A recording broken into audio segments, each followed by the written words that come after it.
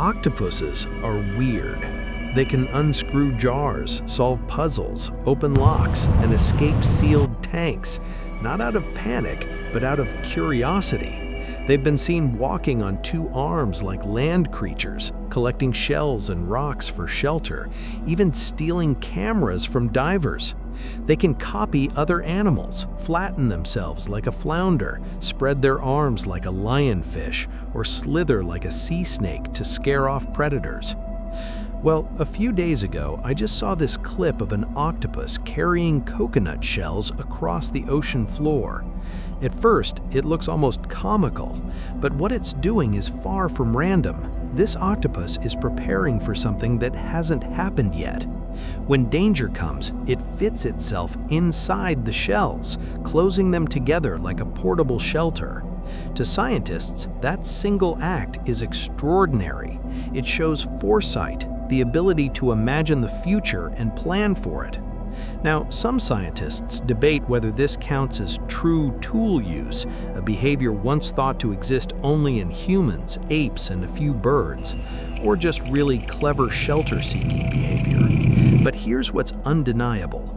This creature is planning ahead. It's doing something uncomfortable now for a benefit until later. That's foresight. That's a kind of intelligence we thought required, well, us.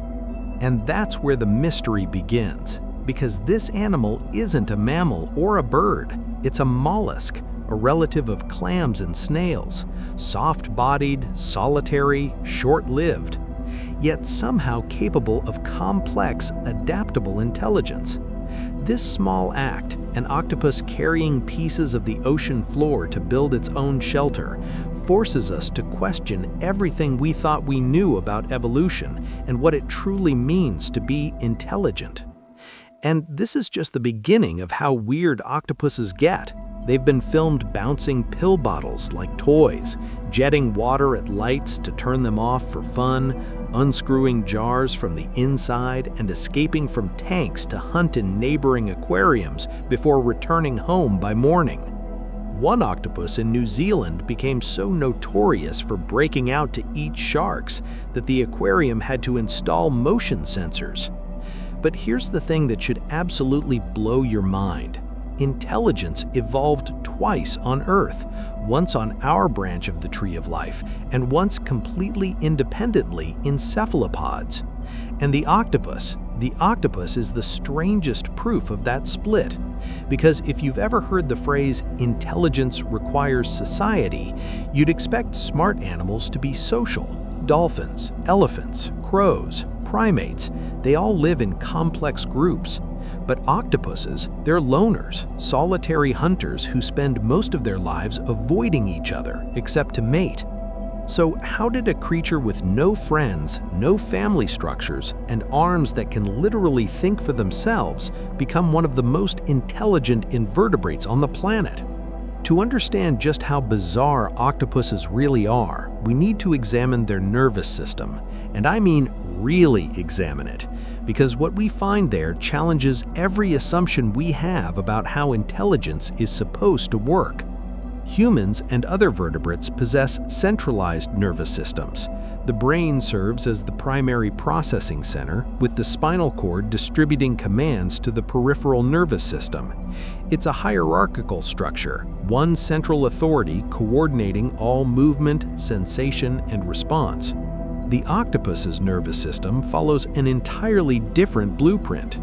An octopus possesses hundreds of millions of neurons, a number comparable to a dog, but the distribution of those neurons is unlike anything in the vertebrate world. Roughly 2/3 of them exist outside the brain. They're distributed throughout the 8 arms, organized into clusters called ganglia. Each arm contains what can only be described as a localized processing center, capable of executing complex behaviors independently. This isn't simply the brain delegating tasks to the periphery. This is genuine autonomy. Researchers have demonstrated that a severed octopus arm, and yes, they regenerate, will continue to respond to stimuli, explore its surroundings, and recoil from unpleasant textures. The arm processes sensory information and executes motor responses without any input from the central brain. And when you consider the octopus's hunting strategy, this architecture makes profound sense.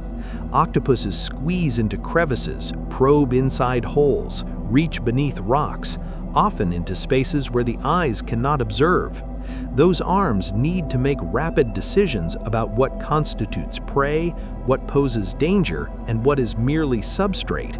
Routing every sensory input through the central brain for processing would introduce delays that could mean the difference between catching food and becoming food.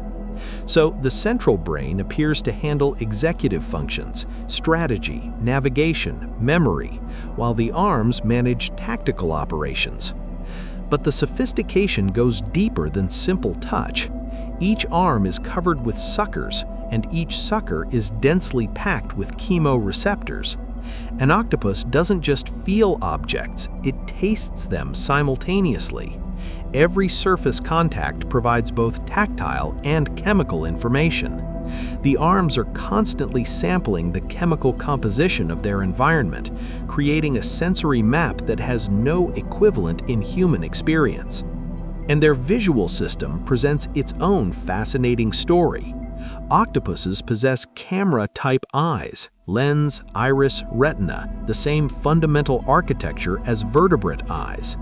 This represents one of the most striking examples of convergent evolution. Two lineages separated by 600 million years, arriving at nearly identical solutions to the problem of image formation. But there's a critical difference in the implementation. Vertebrate eyes have a structural flaw. The optic nerve passes through the retina, creating a blind spot where no photoreceptors exist.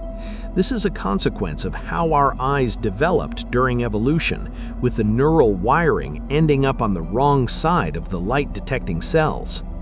Octopus eyes avoided this error entirely. Their photoreceptors face toward the light source, and the neural wiring attaches behind the retina. The result is a seamless visual field with no blind spot. It's engineering that would make a human designer envious.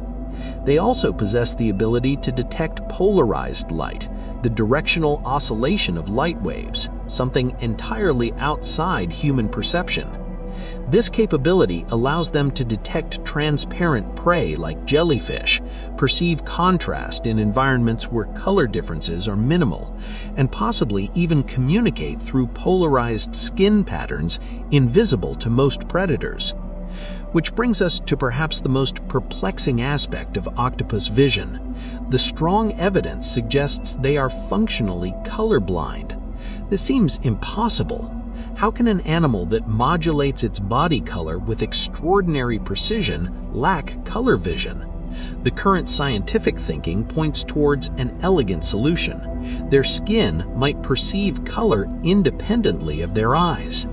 Research has identified light-sensitive proteins called opsins distributed throughout octopus skin, the same photopigments that detect light in their retinas. This suggests the possibility that octopus skin can respond to light and possibly color directly without neural processing through the brain. They may not need to visually observe the substrate they're camouflaging against.